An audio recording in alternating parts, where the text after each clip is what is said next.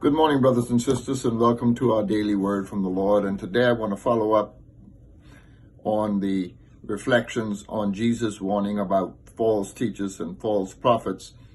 And I want to highlight the fact that Matthew 24, where Jesus talks about the end times, is not the only place where he warns about false prophets and false teachers.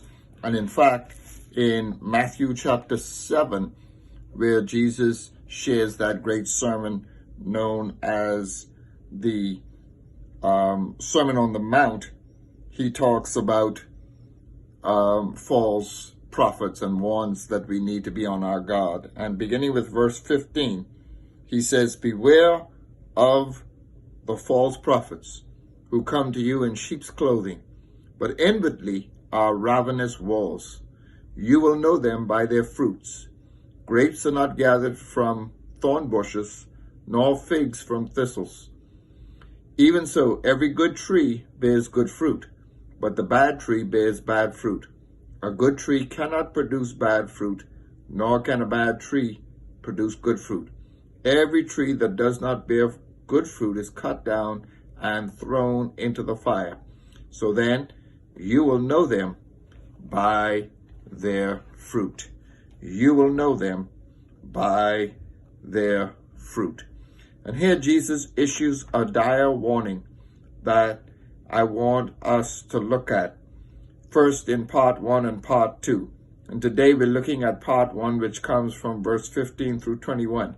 And here Jesus warns that the false prophets will come in sheep's clothing. Sheep's clothing on the outside, but inside they will be ravenous wolves.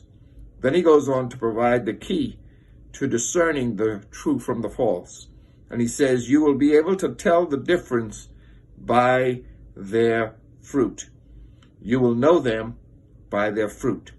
Verse 16 and verse 20. And he repeats it and emphasizes that fact twice.